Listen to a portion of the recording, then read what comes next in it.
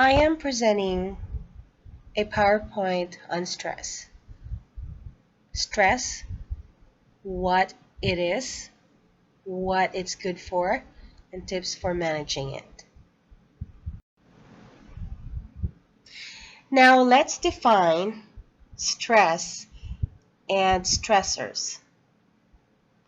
Stress is an organism's total response to environmental demands or pressures, while stressor is any stimulus that evokes a stress response.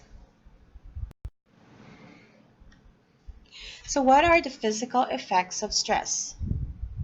Stress engages the sympathetic nervous system, or what we call our fight and flight response. Stress releases, among other hormones, such as epinephrine, or what we call the adrenaline, and the cortisol. Epinephrine increases heart rate, dilates the pupils, moves blood to large muscle groups, dilates the lungs for increased respiration, while cortisol lowers the immune system response to reduce inflammation from wounds and increases stress reactions until the stressor is removed. Stress can become chronic and may result to different medical conditions, such as gastrointestinal problems, and they come in different forms like ulcers, colitis, irritable bowel syndrome, diarrhea, and constipation. Immune system dysfunction, such as cold, flu, or more susceptibility to serious infection. Also cardiovascular problem, such as hardening of the arteries and heart attacks. And another one is the endocrine disruption that leads to type 2 diabetes, premenstrual syndrome, erectile dysfunction, and lowered libido. Now let's talk about two kinds of stress. Cillier in 1975 proposed a distinction between eustress and distress. Stress that enhances functioning either mentally or physically, such as learning challenging material or weight training, is considered eustress. This is stress that resolves by completing a task or gaining a new skill. Persistent stress with no resolution or ability to resolve it is called distress. Distress leads to chronic stress and then to anxiety or to depression. Other researchers, DeClowett et al. 2005, noted that the difference between eustress and distress is determined by the difference between an experience, real or imagined, and personal expectations and resources to cope with the stress. Creative situations such as acting, performing, cooking in a restaurant, presenting to the class can be stress-producing, but the termination of the situation and a successful outcome also ends the stressor, so that the nervous system returns to normal and there is a feeling of accomplishment, which contributes to well-being. Now, what are the factors in stress and coping? Number one factor is called the personality. Friedman and Rosenman in 1959 studied the cardiac patients and developed the idea of the type A personality. Type A personality are ambitious, rigidly organized, highly status conscious, sensitive, impatient, take on more than they can handle, want other people to get to the point. They're anxious, proactive, concerned with time management, seen as high-achieving workaholics who multitask, push themselves with deadlines, and hate both delays and ambivalence. On the other hand, the type B personalities live at lower stress levels. and they typically work steadily, enjoy achievement, disregard physical or mental stress when they do not achieve. They enjoy any activity whether they win or lose, and they are attracted to careers of creativity. And these are the type of people that we consider in profession as writers, counselors, therapists, actor, or actresses.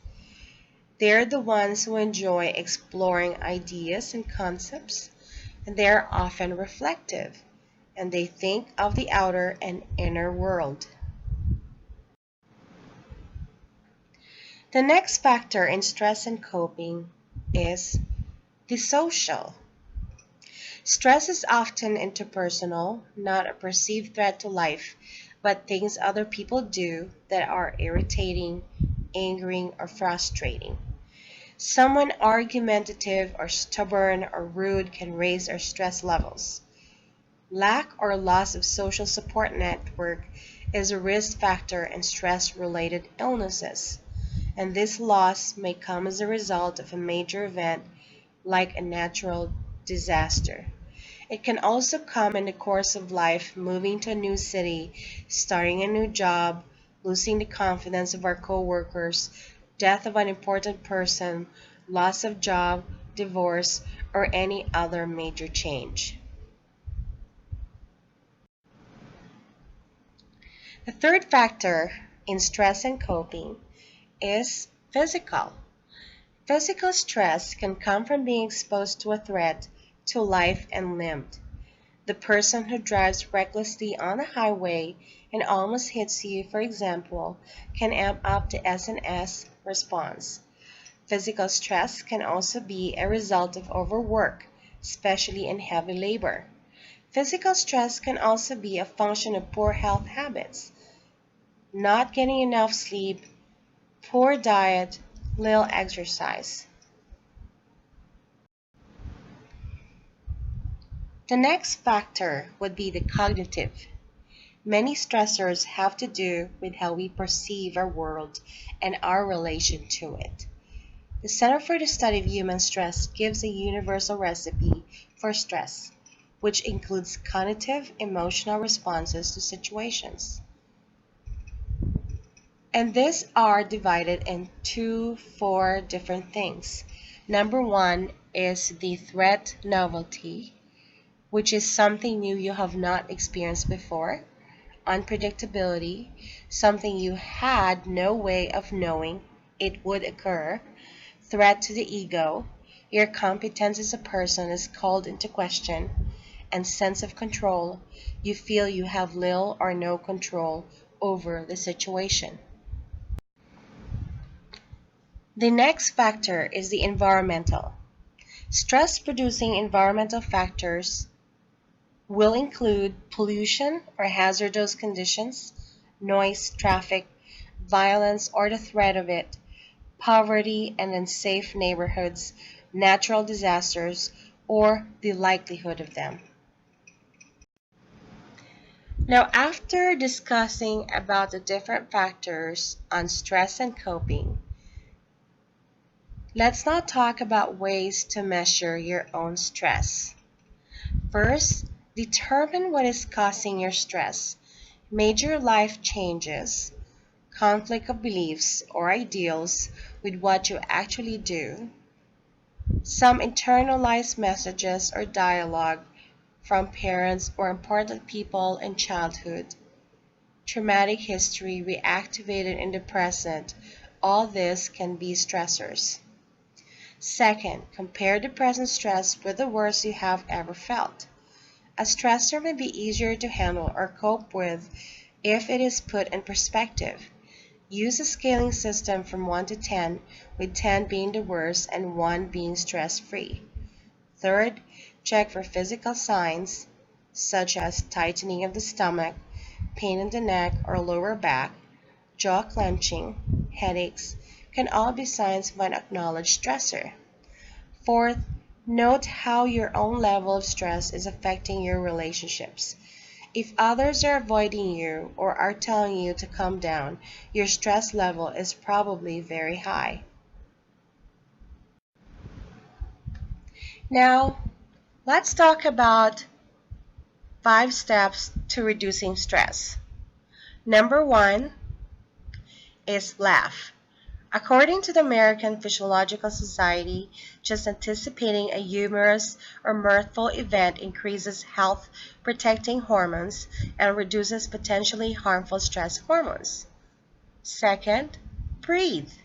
Deep breathing from the level of the navel moves the nervous system from the sympathetic to the parasympathetic, the system which enables us to relax and be calm. Third, meditate. It activates the PNS through multiple pathways, including withdrawing attention from stressful thoughts, relaxing, and bringing awareness into the body. Fourth, exercise. Exercise releases endorphins, opiate-like hormones produced by the body that create calm and relaxation. And last, watch what you eat. Minimize sugar and empty carbohydrates, know your allergies, and take supplements that support brain functions, such as multivitamin, multiminerals, omega-3 fatty acids, vitamin E, iron, vitamin B6, tryptophan, and other supplements that increase serotonin and dopamine levels. I hope this short PowerPoint presentation on stress would be very helpful for you in addressing stress and coping with it. Thank you.